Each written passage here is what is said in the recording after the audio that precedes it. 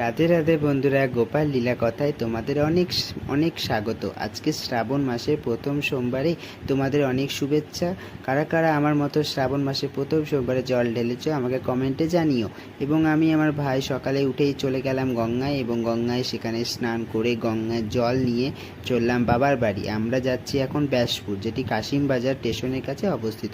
এটি অতি প্রাচীন লালগোলা অধিবাসী একজন পণ্ডিত, তিনি এই মন্দিরটি স্থাপন করেছিলেন 1911 সালে। পরবর্তীতে এটি অনেকবার সংস্কার করা হয়েছে। এটি ইতিহাসে একটা আলাদা আবেশ বহন করে চলেছে। এটি একটা প্রাচীন মন্দির। এখানে দেখতেই পাচ্ছ দেওয়ালে গায়ে ইতিহাসে টেরাকোটা কাজ, ও মন্দিরটি অতি সুন্দর। আমরা সেখানে জল ঢেলে এই মন্দিরে আরাধ্য দেবতা ব্যাসদেবের মাথায় জল ঢেলে আমাদের জল ঢালা সম্পন্ন হলো। এরপর আমরা সেখান থেকে চলে গেলাম আর এক বাবার কাছে। আমরা গেছিলাম ওখান থেকে পাতালেশ্বর, যেটা ওখান থেকে আধ ঘন্টার রাস্তা। সেখানেও গিয়ে